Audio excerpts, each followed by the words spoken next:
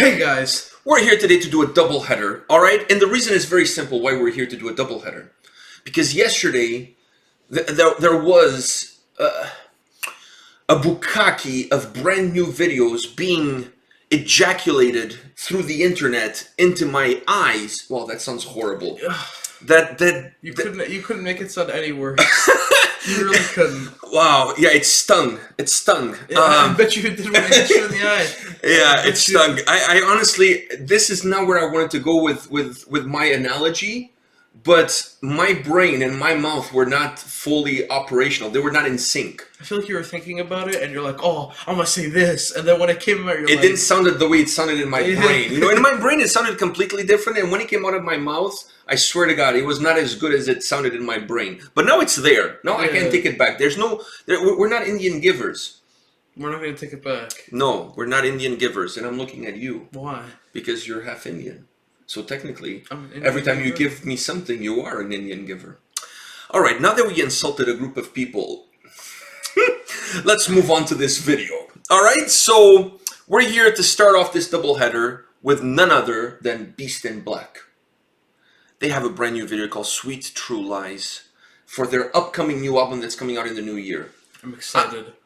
Dude, I when they announced during the week, some of the folks on the band are my friends on Facebook. So when they were posting that there was a new video coming, I mentioned briefly in the comments section of the video, of said video, that I wedded myself with the idea of a new Beast in Black video coming out. I wasn't kidding. Because the last Beast in Black song we did was Zod the Immortal. Yes.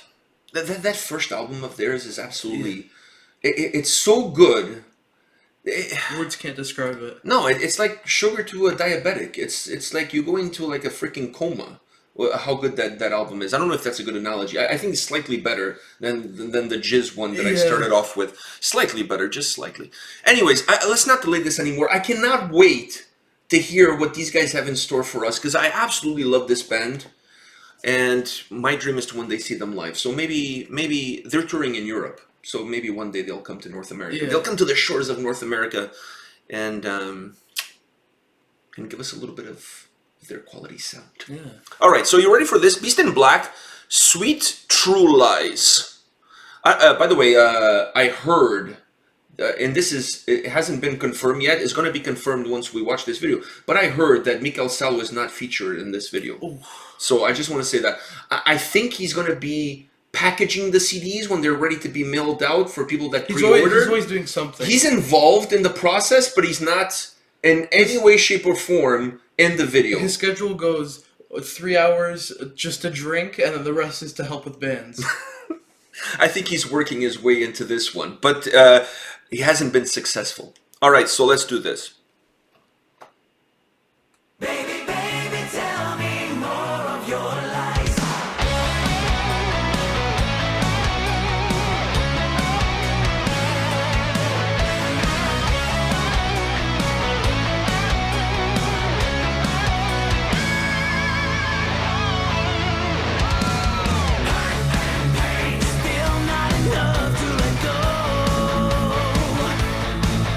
Have you found this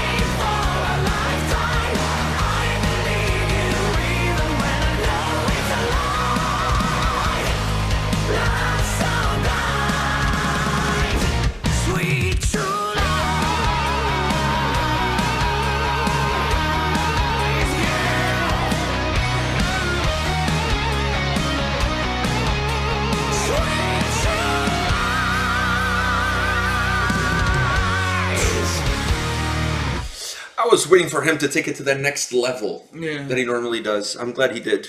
I'm glad he did. Pornstache got what he deserved. Let me say this, Peter. This guy is no Peter North, but let me say this: Pornstache fails upwards because for the guy's nasty looking. I mean, I'm not here to judge anybody on their looks. But I'm kind of doing it. But come on, both chicks were actually really hot, especially the blonde one. Yeah. Like man, the casting for this video was this was no turn me on Kamelot, I must say. Like. Dance Panic. That's where I was kind of going with. Yeah, you know what? It kind of reminded me of that because it was a dancing kind of. Yeah, man. And it had a lot of those lights, like. Now I'm surprised that they didn't put Michael Salo in that club there. I am. I'm surprised. I'm extremely surprised. Especially passed out and drunk, or with his phone Facebook living us. Or doing that face that he does that. No, he does this one.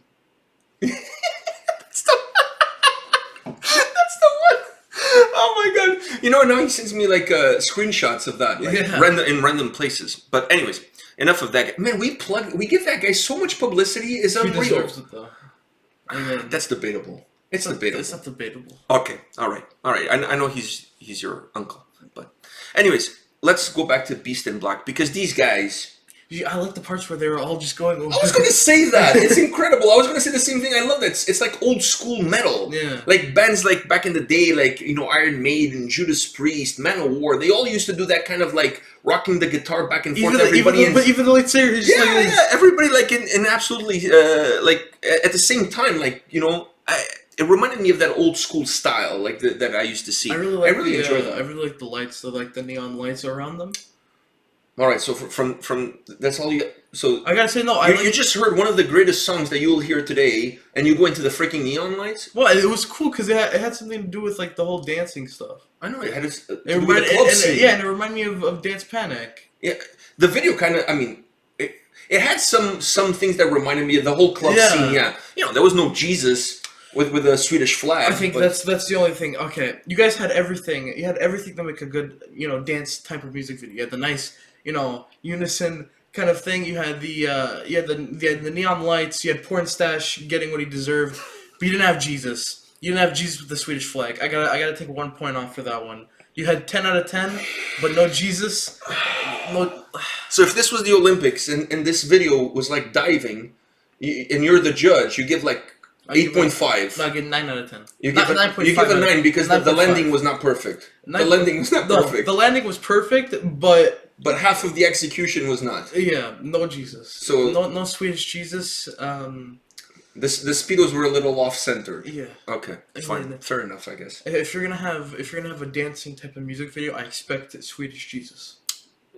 Yeah, I mean, actually, the Pornstache dude could be Swedish Jesus. No.